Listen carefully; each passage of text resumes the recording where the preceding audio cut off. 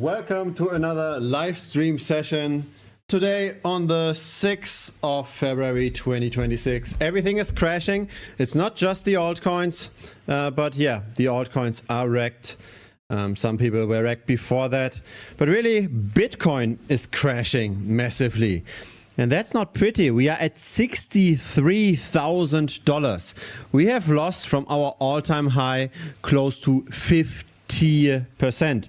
And because things are changing so quickly, because we are falling so quickly, I think it makes sense to just have another live stream session and not just record things. I just recorded something this morning, and just a few hours later it's already completely outdated. But of course I also very much like to chat with you during times like this. I like to take questions. I like to also share what I currently do and where we might potentially bottom.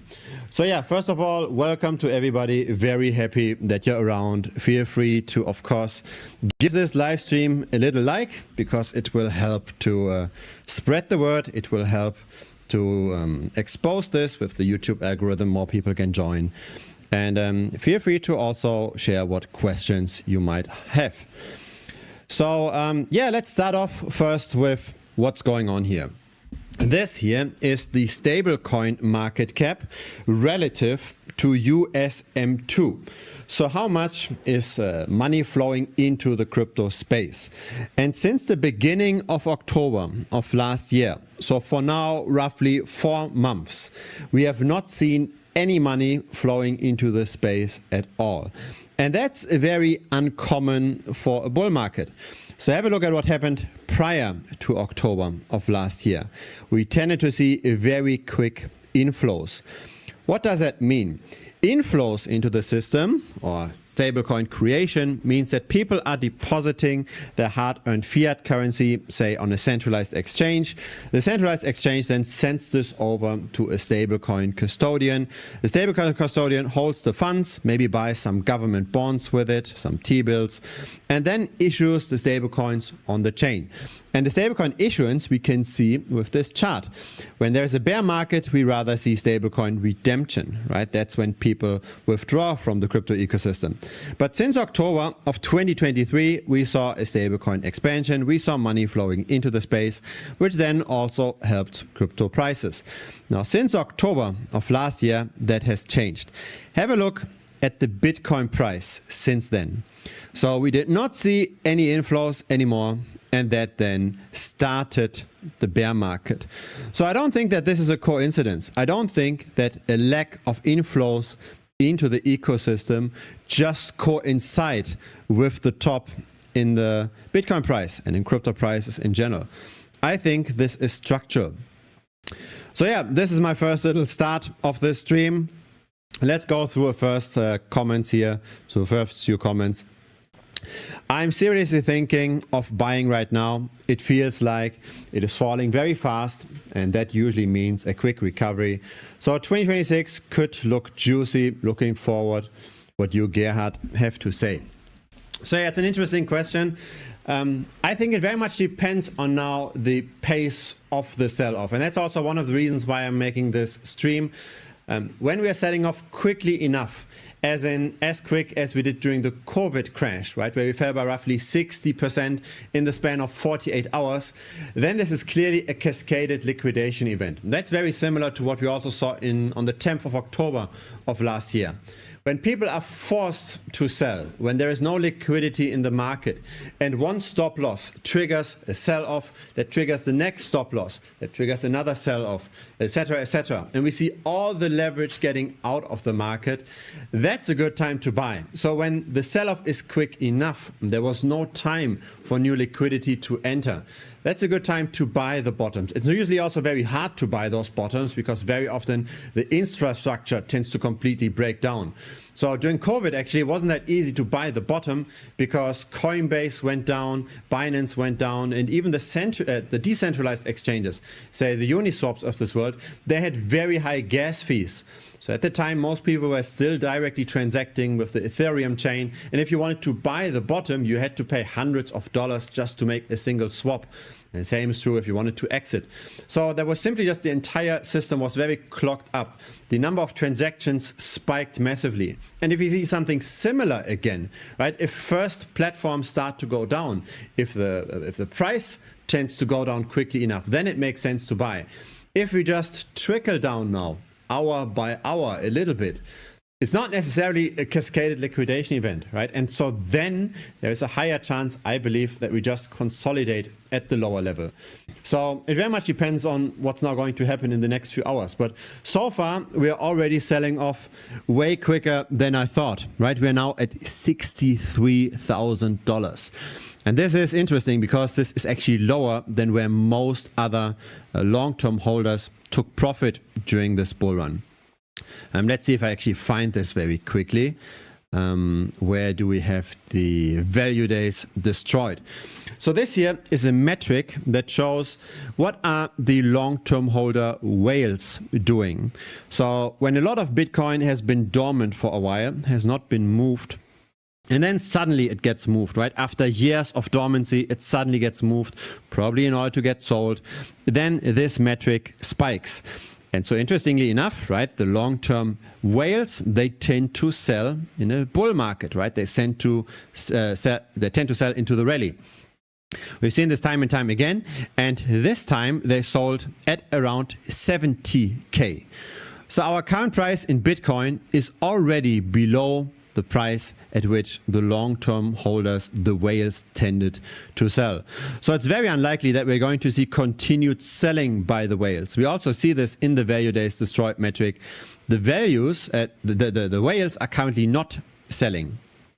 The whales, the long-term holder whales, they simply keep on holding. So let's see how this continues. Bearhard would have still been a good name. Yeah, I changed it. First of all, I got a lot of criticism for it. I don't really like to always face that criticism, but also it's not really reflective of the seriousness of the channel, right? I still try to be as data-driven as possible. Love your measured approach. Much love and respect coming your way from Australia. Thank you very much.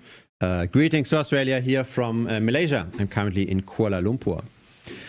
Short squeeze is possible, but this is not the bear market bottom. Short-term, long trade is okay. Yes and no. So in general, short squeezes, I believe, happen the least liquid an asset is, because then it's easier to manipulate the price. So it's more profitable to manipulate the price. So let's say you've got an altcoin of only 100 or 200 million in market cap, and then you're shorting this aggressively with 1 or 2 million, there's a good chance that some manipulators in the market, some market makers, they buy up the spot supply in order to squeeze you out. This happens frequently.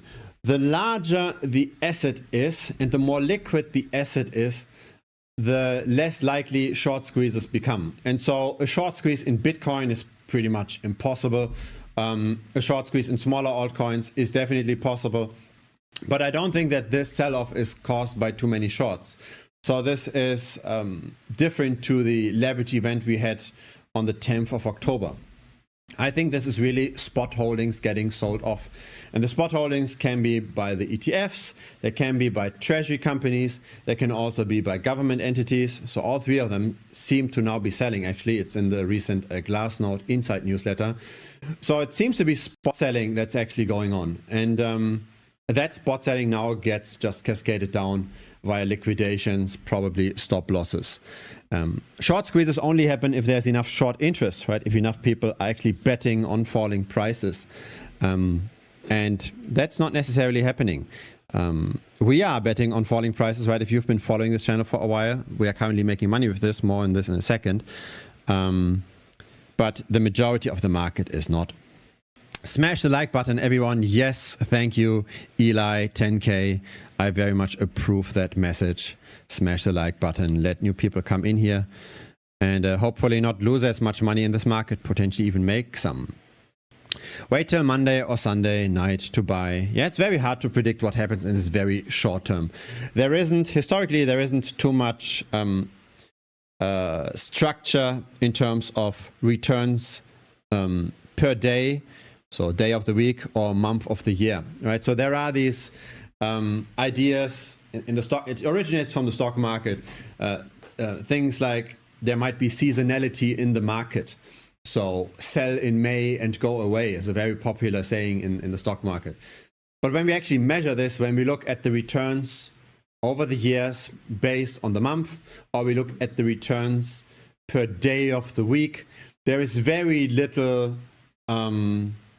structure in it, as in it's just random noise. It tends to be like returns are just more or less normally distributed across the months or across the days of the weeks. And so maybe in this particular instance, right, if this is mainly selling from DATs, right, from digital asset treasury companies, then there might be some truth to it. They might not be able to sell as much at the weekend, but in general, we do not see any kind of predictability of returns based on day of the week. So that's just what the data is saying. Okay, let's see what else we've got here.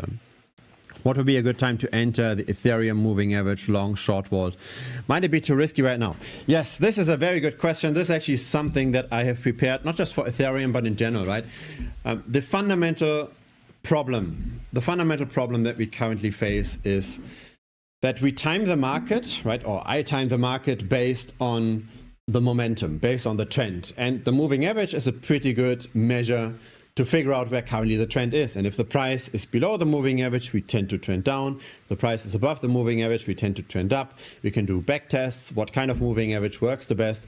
The problem is if we are too far away from the moving average, and we are let's say now we are below the moving average, we are bearish, we rather bet on falling prices.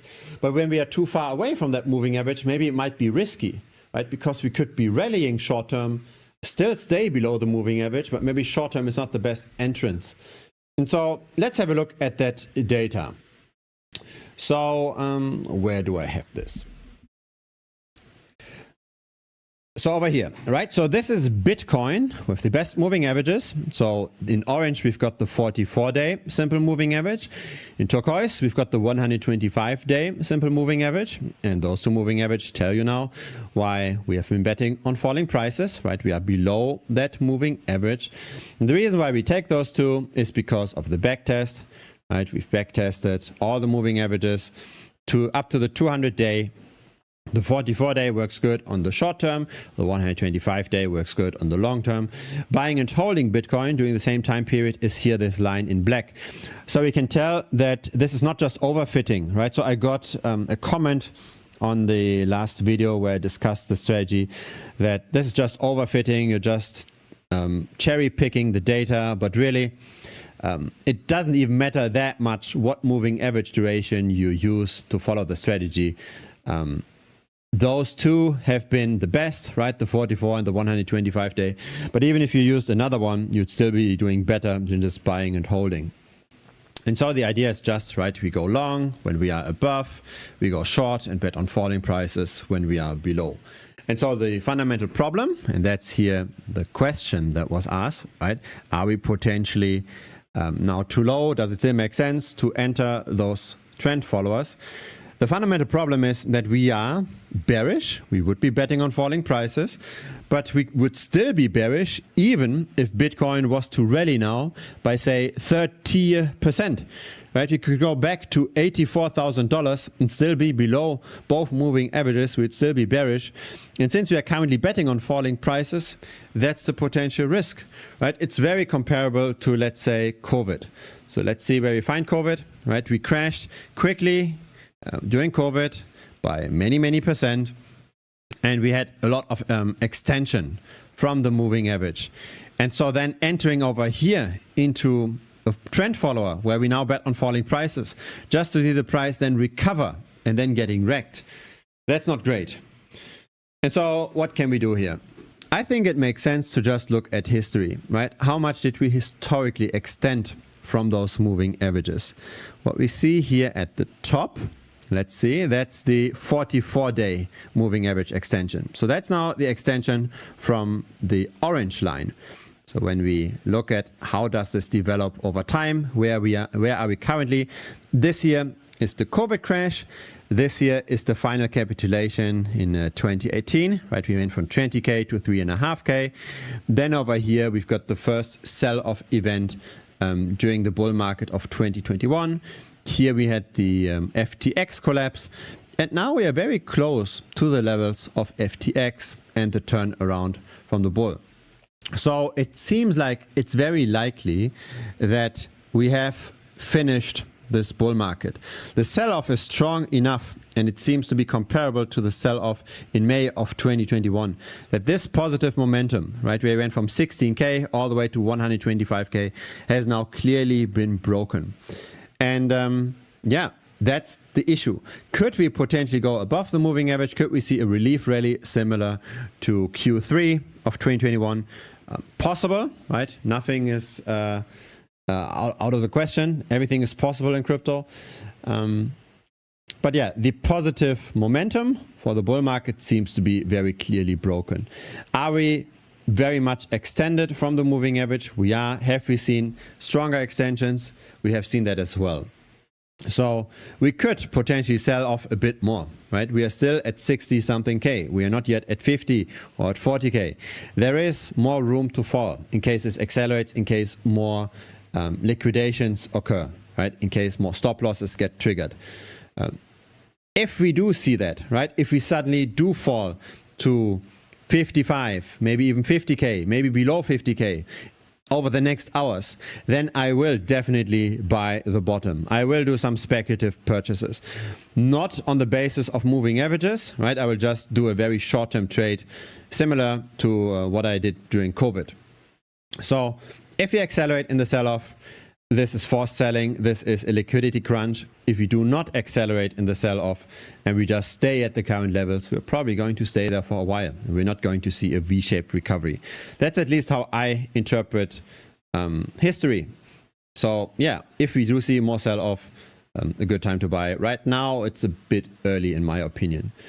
But yeah, we are currently making money with all of this, right? So it's just following the trends. We are now close to $1 million in profit with this recent short. And it's just based on that data. It's just based on, if you use the 125-day simple moving average without leverage, you're seeing this outperformance versus buying and holding. If you add some leverage to that, which we do in the vault, then the outperformance looks even better. So that's fundamentally what we're doing. The 200-week moving average still slightly outperforms buying and holding, but not by much. Right, we're just too slow with reacting to the movements. Let's go through a few more questions, a few more comments. Do you think about quant computers and the threat it could pose to the crypto market? No, I do not think that that's a problem at all, because if quant computers are able to break encryption, everything in the internet would break, right? SSL would break, HTTPS would break, all our authentication mechanisms in the internet would break if our encryption mechanisms that Bitcoin is based on breaks. And so what would happen in case quant computers were really able to break those kinds of encryptions? We would simply see another update of Bitcoin. It would be pretty much, there wouldn't be any dispute around this, right? Bitcoin needs to become more safe. And so there would simply be an update of the encryption mechanism, another fork, and that's about it. A soft fork, a hard fork, I don't know which one, but there will be some kind of update and it will make Bitcoin resilient. So I do not think that quant computing will be any issue, quantum computing. Okay, guten Abend aus Spanien, Gerhard. Vielen Dank für den hervorragenden Kommentar. Thank you very much for the message. Yes, I'm originally from Germany. I now live in Malaysia. I used to live more than 10 years, I think 13 years in total, in Hong Kong. So I've been in Asia for a while. But yeah, originally from Germany. Greetings to Spain. What about short squeezes by institutions? I read that Jane Street was manipulating the BTC price by selling it beginning of the year. If there is manipulation of Bitcoin itself, right, since it's so liquid, that kind of manipulation has to be very, very short term. So it has to be in the form of front running major purchases. So let's say Michael Saylor was to buy tens of millions, hundreds of millions of Bitcoin and then hedge funds know about those purchases ahead of time, they might do some kind of front running. But any long-term manipulation of Bitcoin specifically, I think is very unlikely. It's just too liquid and too large for that. And it's not worth it, right? If you can manipulate smaller assets, why not manipulate those first and make money that way? So yeah, I do not believe in medium-term manipulation of Bitcoin. Joining Premium was my best move. Longing on my family time while Berhard does the hard work. Frank Dark from Premium here, not a bot. Yeah, thank you very much for the comment. Yeah, feel free to, of course, join. It might be hard if you're now lost during this crash because it's also quite some cost involved. But I hope that I provide more value in Premium than I charge, especially if you've got a portfolio that's like more than $10,000 or so. It probably should be worth it. At least I think it was worth it for everybody that was involved and at least semi-followed some of the calls that we made. Bitcoin's bear market is projected to last through Q3 2026, with some analysts forecasting a potential bottoming in the 56K to 60K range. Yes, so this is actually another interesting question, right? Let's say we don't continue to sell off aggressively now. Let's say this was the bottom at 63K or so in the short term, right? Where could be the long-term bottom? If this is now the beginning of the bear market, where could be a long-term bottom? And we've got the measure of the realized price, right? So that's the average cost basis of the market. And historically, we tended to bottom out below that realized price. So realized price was not the perfect bottom. It was just a good indication of where selling pressure might ease. Currently, the average cost base of the market is at 55K. And so that's probably where selling might slow down to a degree. There is still correlation though between the risk on assets, right? Traditional finance, technology stocks, and crypto, right? So if technology stocks were to suddenly sell off, if say Nvidia was to suddenly sell off, that would obviously also have a spillover effect to the crypto markets. And then we don't really know what happens with crypto because Bitcoin has never really seen a real crisis. The only crisis it has seen was COVID. During COVID, it sold off very sharply, then recovered also together with the rest of traditional finance. But we've never seen something in the sense of a GFC, a global financial crisis, right? The property crisis in the US. Or we've never seen something like the dot-com crisis. And unfortunately, we don't know how Bitcoin will react during times like this. My expectation is that first it will sell off and at some point all the leverage will be gone and then there will probably be a decoupling again from Bitcoin's price developments and tech price developments. But it's yet to be seen. But the very first potential bottom, medium-term bottom, and where first selling pressure might ease in case traditional finance does not sell off is the 55K mark. If you want to be a bit more conservative, you can use the long-term holder realized price. So instead of using the entire realized price, you can look at the long-term holders. They tend to adjust their cost basis a bit later. Here, the bottom is at 40K. And again, we might fall below that. With COVID, we just dip below this within the day. But when we are in a prolonged bear market, we might go all the way up to a quarter below that cost basis. So that would put us at a potential bear market bottom at 30K in Bitcoin. Now, I'm not making all of these things up, all of the numbers up, right? I'm talking about these kind of indicators for a long, long time on this channel. Even during the bull market, etc., I always talked about this cost basis. The reason why I think it's so important is because really we can't value Bitcoin that well. So the way this works is in traditional finance, right? I actually have a traditional finance background. So I studied investment management and financial analysis at the HKUST. So I did a master's at the Hong Kong University of Science and Technology. And the way we tend to value traditional assets is just by looking at their cash flows and by predicting their cash flows. So cash flows can either be in terms of how much earnings a company has or how many dividends a company pays. And so we tried to figure out what are the future dividend payments of a particular stock. And then we discount those future cash flow projections, those future earnings projections, to today. So discounting just means that we take less value of a cash flow that happened, say, in 20 or 30 years.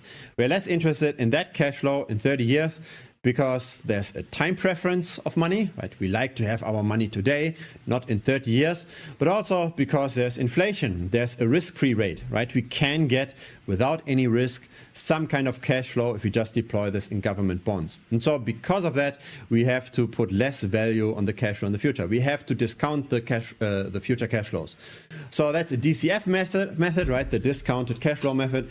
And so this is how you value traditional assets. So you just project future cash flows. That's true for stocks. That's also true for property. That's true for everything except Bitcoin, right? For Bitcoin or for gold, for non-cash flowing assets, we have to use other parameters. For gold, I like to use just the monetary base, right? We look at the market cap of gold and we divide this by current USM2. We get a relative valuation. For Bitcoin, I think the best is just the average cost basis.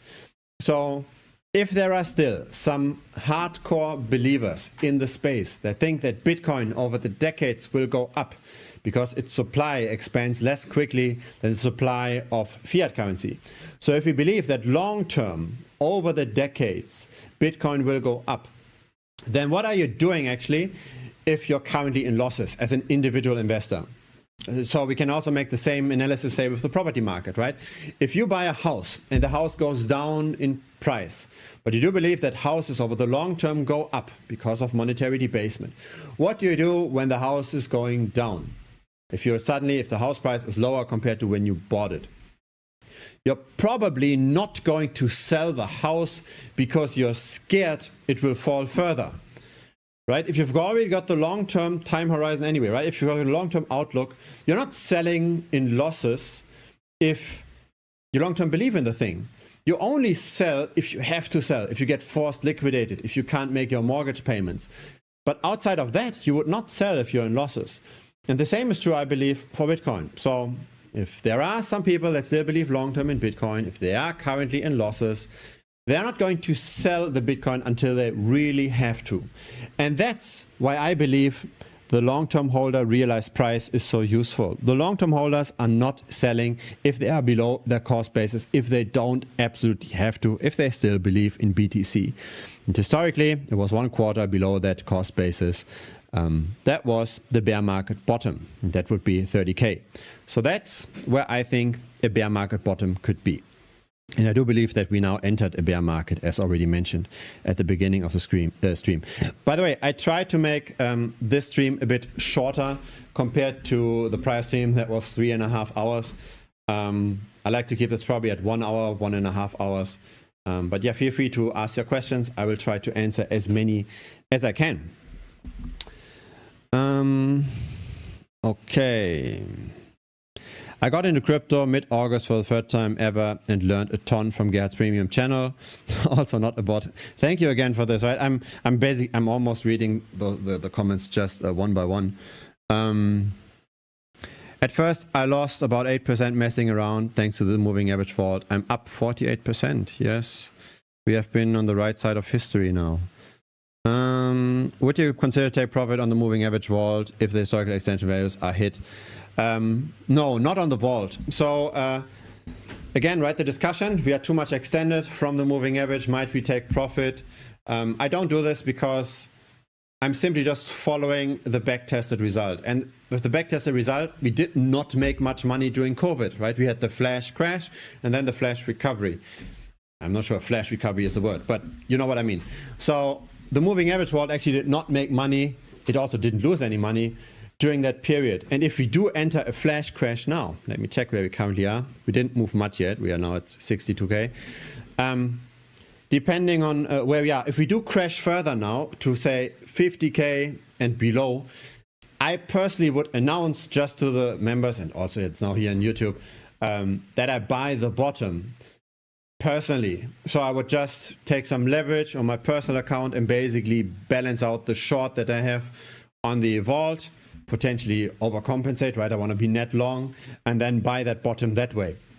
But for the vault, it's just I follow the strategy 100% to the backtest, because the backtest worked and I trust in the backtest, and I want to not mess around with this, with individual decisions. Because let's say you diverge from the backtest, you make a different choice, and that choice actually ends up not working out. And the people that invested into the vault for the backtest result suddenly get worse returns compared to what the strategy would suggest because of an individual change. Then I think that's not fair, right? People invested because of the backtest, because of the data. I mess around with it. It makes things worse. There's always a chance it could get worse. Nobody knows for sure where things are going. It's all just a game of probabilities. And so I keep the backtested strategy fixed at that rule, right? We go long above the 44-day simple moving average. We go below, and we go short when we are below. And I don't do anything besides that for that vault. But if I personally see that the market is currently extremely sold off, extremely delevered with a lot of forced liquidations, then yeah, I will simply just announce that in a separate trade and counteract whatever the vault at that particular point in time has as a position. Thanks for the question. I think this is a very good question. Is there a concern the S&P has more downside for Bitcoin to drop further? Yes, this concern is real. Let me actually show you. You asked now about the S&P, but since Bitcoin is a bit more correlated to the Nasdaq 100, let's actually take that. Let's take the Nasdaq 100 relative to the US money supply and look at this over the very long term. So that's the chart. Okay, this is technology stocks relative to the US money supply. This year was the .com crash. This year was the global financial crisis. And Bitcoin was created as a response to the global financial crisis, right? The Genesis blog has a reference to an article of the Financial Times that mentions a bank bailout. So taxpayers paying for bank equity, bailing out the banks. And Bitcoin was basically created as a countermeasure. Hey, let's try to not get robbed of our purchasing power by the greedy governments that support the banksters. That was the idea. So Bitcoin was created at the beginning of 2009. And then the real pricing happened only at around middle of 2010, right? That's when the Mt. Gox trading, etc. started. But what we can see here is that technology stocks never really crashed during Bitcoin's existence. The only thing they saw was the COVID crash. During the COVID, Bitcoin went down by like 60%, while the Nasdaq only went down by 30%. So there was a 2x lever. We don't know what happens if suddenly the AI bubble was to burst, right? If AI stocks were to fall by 85%, which I don't think will be certain.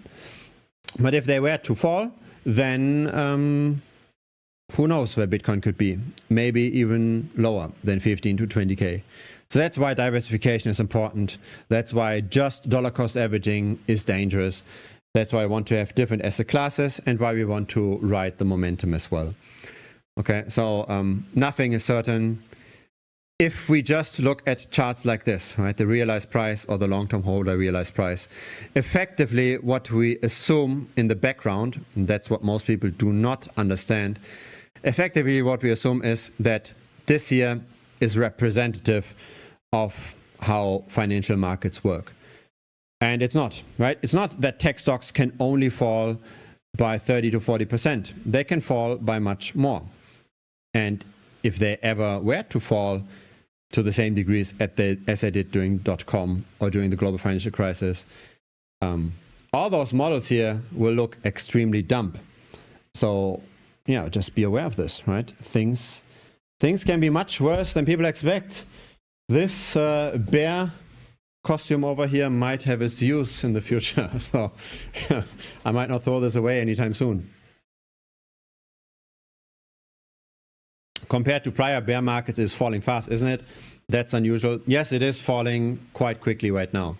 So there's only two options, right? Either we slow down with our with our current selling and we just consolidate at current levels, or we get real forced liquidations, lower and lower, something systemic breaks, maybe some DATs have to sell further, and then we get a very quick continued sell-off that might lead to a V-shaped recovery because some people might want to buy those low prices.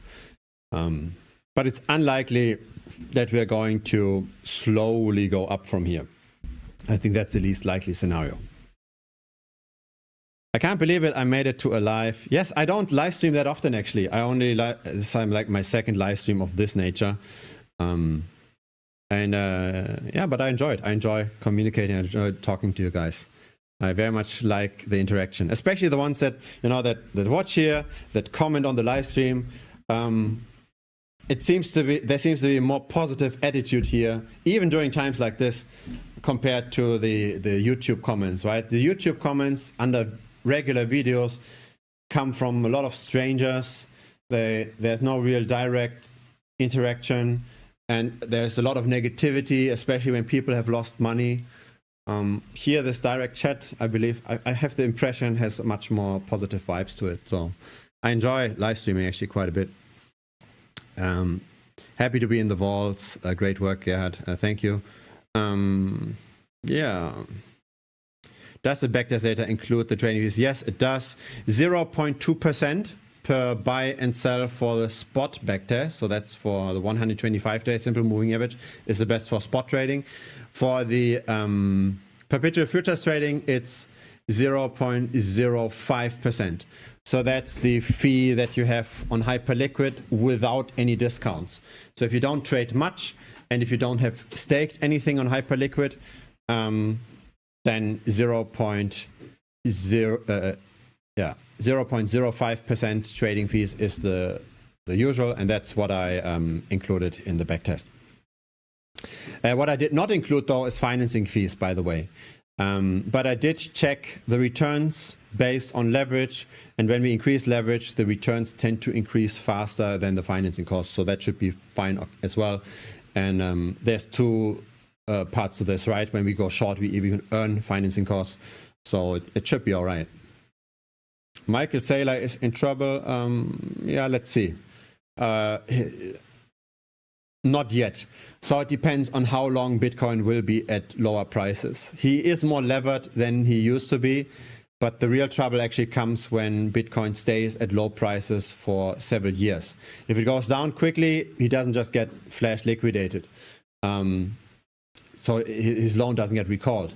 But if we stay down for low enough and he can't make payments, dividend payments, then it's a problem. So yeah, if you have a prolonged bear market for the next 3, 4, 5 years and we never recover, then Michael Saylor is in real trouble. Then he has to sell Bitcoin. Otherwise, he probably does not have to do that. But we don't know what happens to all of those other companies, right? It's not just Michael Saylor. We can have a look at this. All those treasury companies for Bitcoin. So we've got the ETF balance in purple, and we've got the treasury company balances over here. And of course, Strategy, or MicroStrategy, I still like to call it that way, has most of the holdings, but they're probably not going to sell anytime soon. But what happens with those other 0.4 million Bitcoin, right? If they suddenly have to sell, that would be not that great for the price development either. And I doubt that they are as thoughtful about their leverage compared to Michael Saylor. Michael Saylor is the OG. He really has thought about the strategy. ETH will go to 800. What do you think? I don't think that ETH, relatively speaking, is as bad as it used to be. It's still not great, but it used to be worse, right? So things played out pretty much as we thought, as in Ethereum sold off more than Bitcoin. Tom Lee is probably more in trouble. But we are now at the lower end of this trading range. So I'm not sure if we can short-term bounce, and Ethereum might outperform Bitcoin by another 12%. We might not even notice it, right? Let's say the entire market crashes by another 20%, but Ethereum only crashes by 10%. That would also include a bounce. But yeah, Ethereum isn't as bearish anymore as it used to be. It's not great. I wouldn't buy it, but I wouldn't necessarily go super aggressive on the short now. I'm still short Ethereum, but it doesn't make sense to open a short position on Ethereum right now. At least that's what I think, right? Always the caveat, trying to be politically correct. But I think you know what I mean, right? I just state whatever I think. What would invalidate your long-term Bitcoin thesis, not price, fundamentals? I don't even have a very long-term thesis on Bitcoin, to be honest. I simply just look at what it's doing relative to its realized price and what traditional finance is doing. And I just trade it opportunistically. I do have some Bitcoin or long-term that I've stashed away that I never touch. But even if that was to go to zero, it wouldn't make any real impact, financial impact. So that's just like a fun allocation. But besides that, I actively trade it. And since the market timing over the last 5 years has been outperforming Bitcoin quite successfully long-term, I don't see a reason to change that.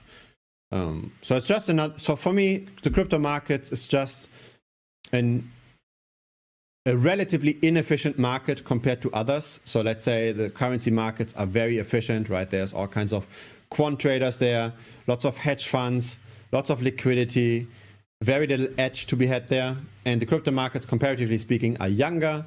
There's less. There are less hedge funds. There's more retail. And because of that, the competition isn't as strong. And because of that, outperforming the competition is comparatively speaking easier. It's still not easy, but it's easier compared to, say, currency markets. And that's why I'm in the market. It's not necessarily that I am a Bitcoin maximalist, that I think Bitcoin will be $1 million in 5 years. It might be at $1,000, right? If the AI was to pop, who knows how low Bitcoin could go? Much lower than most people anticipate. So yeah, I'm just adjusting. I rather have my medium-term thesis on Bitcoin, and I just act according to that. Aren't you tired? Yes, I am. But I also have an early sleeping rhythm. Normally I wake up at around 4 o'clock. This time I woke up at 3, randomly again. I had probably too much coffee yesterday and checked the prices and saw the crash, and I thought, okay, I have to react to this, to check what's going on. Do you think we shouldn't buy until treasuries sell their crypto? I don't want to rebuy until MSTR go down completely. Yeah, you can wait for some kind of cleansing event like this. I do actually expect that in case the bear market continues, which it probably will, that something systemic will break. Will this be the treasury companies? I don't know, right? It could be something else. It could be a stable coin. It could be a centralized exchange. It could be all kinds of black swan events. It's all very hard to anticipate what the black swan event will be. When Terra Luna collapsed, right, the beginning of the last bear market, it was somewhat foreseeable. So if you were already around at the time, there were some numbers that were concerning. For example, Terra Luna had a treasury that it would use to pay out the yield, and the balance on that treasury was going down over time, and it would only last for another few months. And then people, out of that fear, started to sell UST, the stablecoin, and the DPEG happened. And then the market value of the Luna token wasn't high enough to stabilize the stablecoin. And that's when everything came crashing down. So there were red flags very often. If we just look out close, if we have a very close look at things, we can find weak points. If they then will break, is hard to say. Many people have been anticipating a break of Tether, right? People were doubting that, myself included, that Tether is 100% backed by the dollars they say they were backed with. And maybe they were not backed, but they always had enough money to make all the cash redemptions that they were required to do. So maybe there was fractional reserve in Tether. Maybe that has changed now over the years as they made profit. Probably it has. But there's always potential points of risk in the system that might break. And we only know afterwards. But what we do know is that the pressure on the fragile parts of crypto tends to go up when there is no more inflows into the ecosystem, right? The stablecoin market cap isn't going up, and when prices come down. right? When prices come down, then whoever has leverage in the system through whatever mechanism gets potentially exposed, right? When what's the saying? When the tide is going down, we will see who's swimming naked.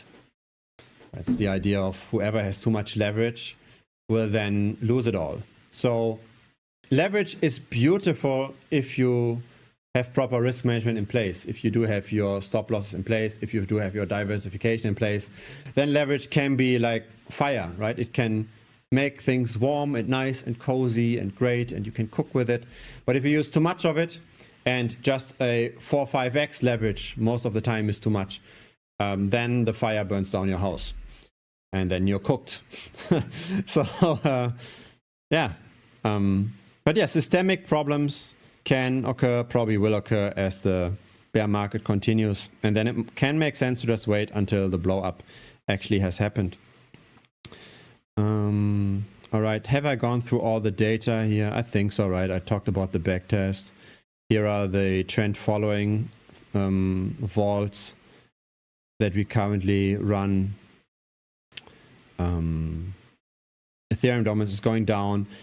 Interestingly, I'm not sharing the screen. Interestingly enough, Bitcoin dominance also went down. So this is unusual, right? We might expect during a bear market that Bitcoin comparatively holds well, but this is an indication that there is spot selling of Bitcoin going on. So that the OGs are currently pushing down the market, or maybe the DATs. Maybe we will know about this in a few days.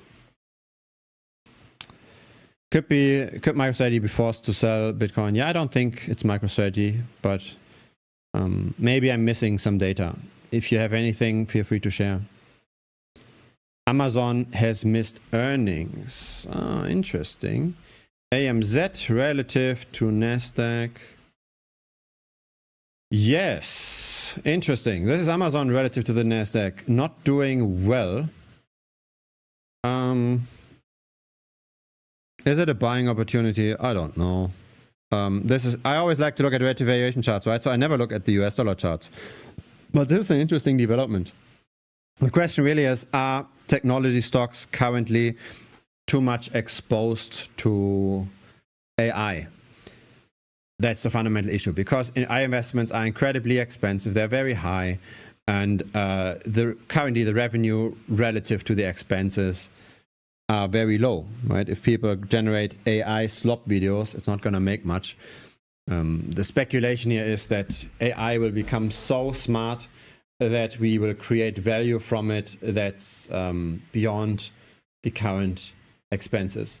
We can see first potential signs of this. So apparently the more advanced models of AI have been able to solve some math problems, some proofs in math that haven't been able to be solved for decades. So there is some progress in that regard, and there might also be progress, I believe, in the medical field, right? Earlier diagnostics. If you've got more data, you can diagnose easier. You might be able to find better medicines. But yeah, I don't know enough about these topics to estimate how great the progression there is. And then also the question is, when that value gets created, will it actually land in the hands of the companies that currently invest in the infrastructure, right? So if AI helps a certain pharma company discover a new medication, that's not necessarily benefiting OpenAI directly. So yeah, it might be a similar kind of effect that we had during .com, right? AI is useful. AI will be more useful in 10, 20 years. Maybe we will do everything based on AI in 20 years as we do now everything based on the internet. Still, internet stocks dropped by more than 80%. So just too much excitement. This happens all the time, right? So this kind of overinvestment happens all the time. People get excited about a new innovation. It's very hard to estimate how the near-term revenues will develop based on investments. And it will change our lives, but the companies that make the investments don't necessarily benefit from it. It might need a first crash, a first cleansing of the market, and then there are a few survivors that figure out how to actually monetize the technology.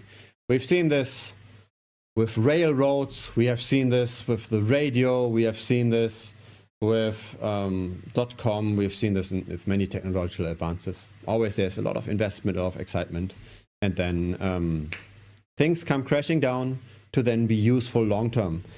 So those bubbles are useful to a degree to the real world, but of course they're painful to everybody that gets burned. What's wrong with your eyes? Yeah, it's early here in the morning, and the lighting might also not be ideal. I actually just ordered some lighting. I can change like the color and stuff here, and it might look different. And I ordered some proper lighting. I've got very cheap lighting here. And outside also there's no light, and so everything is dark, and so it's more orange, and my eyes look red, and it's early, and yes, that's what's going on. My eyes are probably also a bit dry as well.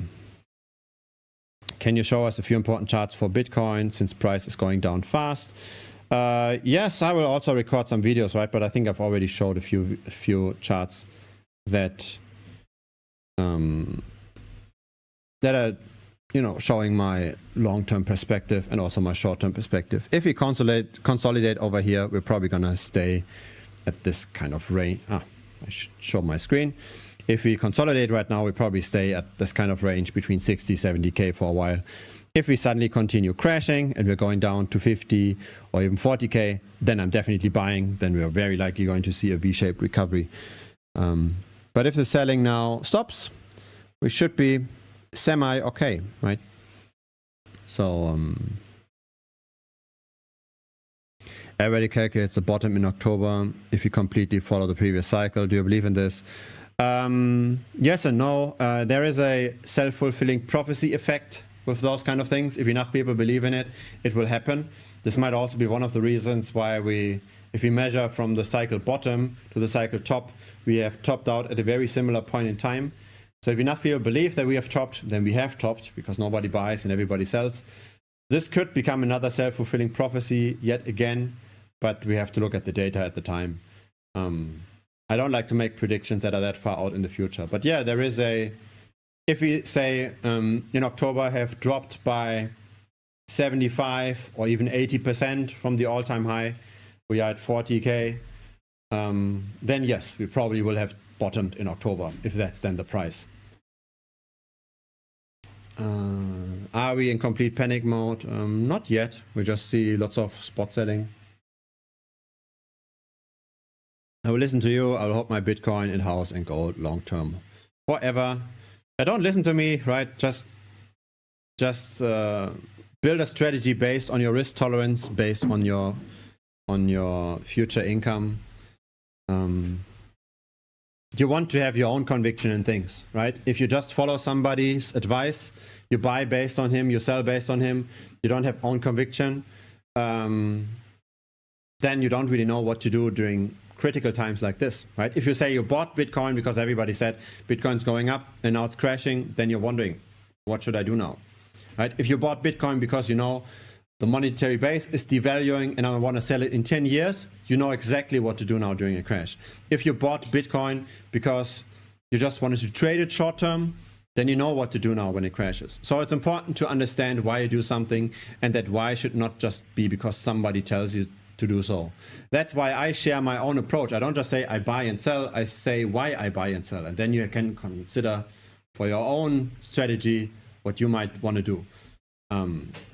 Yeah, I think that's the best approach. Thanks for the live stream. It's always good to see you on YouTube. Thank you. Gerhard, can you talk about relative valuations? What's going on in that area? What do you think will happen midterm? And going into a bull market, I think I talk about relative valuations often in the videos.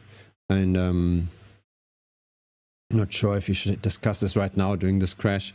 In general, of course, altcoins tend to be very correlated with Ethereum. If Ethereum sells off more than the rest, then most altcoins sell off more than, say, Bitcoin, for example. I'm still mostly in altcoins since November 2024. It's absolute carnage in my portfolio. I'm down 80%. In spite of continuing to invest into so-called top alts. Yeah.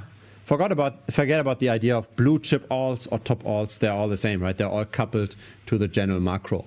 I mean, when you look at this chart here, right? This is the last year. What is the top alt here?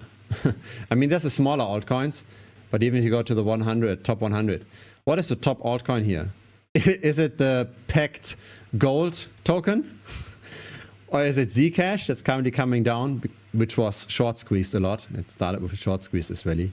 Is it the Coca token that nobody has ever heard of? That's probably just short-term manipulation.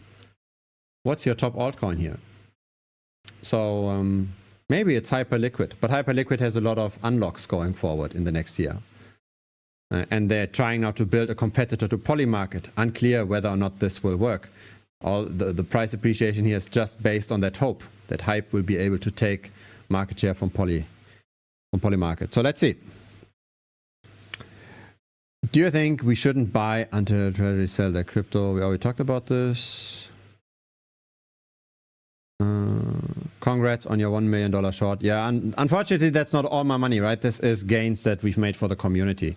I just have a small fraction of those gains.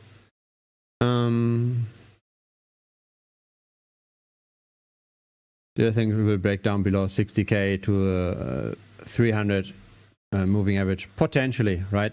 If we break down below 60K, I mean, we're close to 60K already. If we break down below 50K, then you might want to buy the bottom. If we slowly drip into the 60K and 55K mark, it's probably going to stay there. It's nice to see you live rather in a video. Thank you. Yeah, I think it's a different format, right? It's not as dense in terms of value delivery. It's not like here's the data point, here's the data point, here's the conclusion. It's a bit more personal. It's a bit less dense, but I still think it's a nice format, especially for time-sensitive content like this, right? If something gets old very quickly because the market moves so fast, then yeah, it makes sense to do a live stream. Should I sell? When do you see a recovery possibility?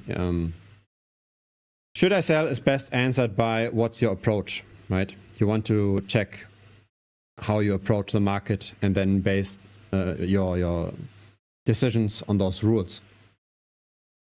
I have 2x leverage short on MSTR. What do you think will happen in the earnings call? I'm not following MSTR close enough to tell.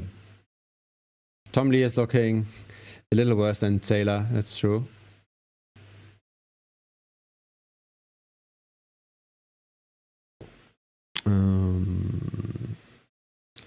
Bitcoin is trash. Yeah, actually, these kinds of comments, right? Bitcoin is trash, Bitcoin sucks. Those are the kinds of comments we will see more and more as the bear market progresses. And when I post a video on YouTube and we get a majority of those kinds of comments, that's the time where the sentiment is probably negative enough to potentially buy. So the social sentiment is a very useful indicator as well. Hallo Gerhard, glaubst du, ETH in kommenden Bullmarkt stärker performen als Bitcoin? So I translate this. Do you think that Ethereum will perform better in the next bull market compared to BTC? I don't think so. Bitcoin still is marketed as a store of value, even though a very volatile one. And Ethereum doesn't have very consistent tokenomics, has a lot of insiders, and is mainly traded as a risk-on play for a rotation out of Bitcoin. So after Bitcoin has rallied, then Ethereum tends to rally afterwards to increase a bit more exposure. But outside of that, I do not think that ETH will just perform better from bottom to top in the bull market. Okay, let's see if we've got a few more comments. Do you fund your life with trading and YouTube? Yes, I do.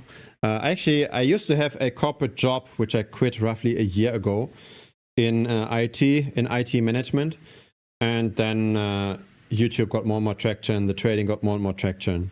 And now, so right now, my income is roughly 50-50. 50% YouTube, premium membership, all that, and 50% trading returns.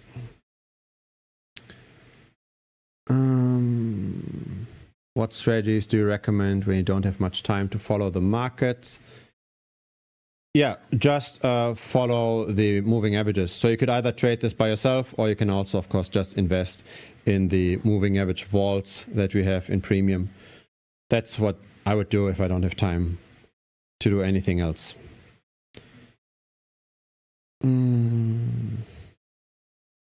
Solana dominance does not look good. Yes and no. It's actually at a breaking point.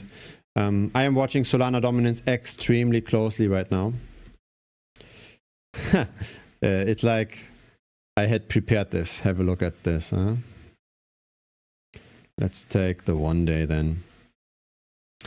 So yeah, this is the Solana dominance chart, and this is now make or break. So either we see a very nice bounce or we don't, but this is make or break. The decision point will come very, very soon. If we just align those two lows, and we see the highs also somewhat aligned, we've got a slightly decreasing dominance chart over time. And yeah, we will get a decision soon. I actually made a video on Solana just, I think 1 or 2 days ago with exactly that chart. So it does not take much more of an underperformance of Solana to decide to get out. Right, so how much do we need to fall to say this is broken? Maybe another 2 or 3%. Right, if Solana was to underperform by another 2 or 3%, it might make sense to exit. And that's also when I exit. I'm long Solana, by the way. So I did not enjoy this move at all. But of course, in the grand scheme of things, right, it was a smaller position compared to the long in Bitcoin, the short in Bitcoin. Retail is scared QQQ will not yet go bear market. Yeah, it will be very interesting to see what happens once technology stocks sell off. But I do think there's more downside to tech stocks than upsides. That's a German saying, Gerhard. Yes, I'm German. It was such a top when family members and taxi drivers started talking about crypto. Yes, exactly. And recently I heard random friends that never talk about investments talk about silver. So I was also the top in silver. This does not disappoint, that kind of indicator. Isn't high leverage okay as long as the position is managed properly? Yes, it is. That's a big condition though, right? As long as positions are managed properly. So you have to make sure you don't get liquidated. You have to make sure you can make the payments on the debt.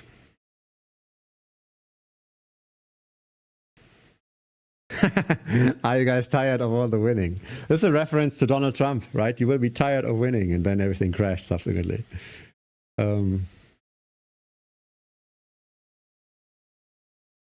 Yeah. Like the video. Yes, please like the video. Always like the video. Liking the video is the right thing. Very much appreciate everybody liking the video. Thank you. If you look on DeFi Llama, there's multiple DeFi platforms that have their TVL surging in the last days, measured in ETH. What could this imply? Referring to Aave Maple. This only implies that ETH has sold off. So a lot of the assets that are on those platforms are not 100% tied to ETH, right? Some of them are just stable coins. And so when ETH goes down by 10-20% and there's some stable coins in that DeFi platform, then of course measured in ETH, the TVL goes up. So it's just that. Are you surprised by the huge silver and gold pullbacks happening so quickly? No, I'm not at all. Feel free to watch the last silver video, which was published maybe 2 weeks ago prior to the crash. It looks almost like I was Jesus. It was interesting. There was just so much leverage, right? We've seen the detachment between the spot silver price and the paper silver price. We've seen all the financing costs for perpetual futures on silver going up. We've seen so much leverage in silver that it was foreseeable that volatility was to come.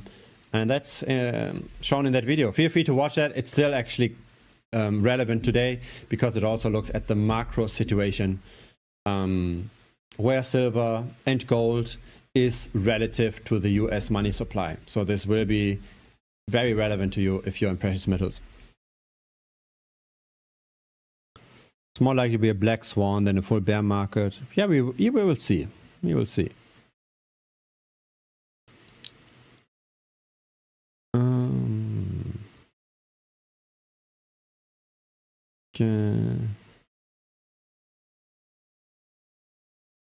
Yeah, let's see.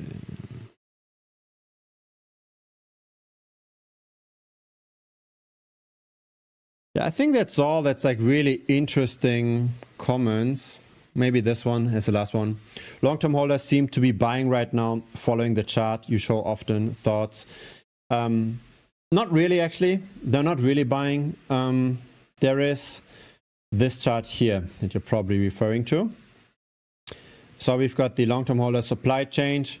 We've got the crypto crash. And yes, they did buy slightly, but with the recent crash, they actually have slowed down their buying.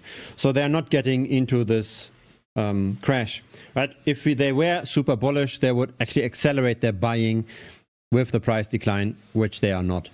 And so I don't think we will see any rescue by the long-term holders just yet.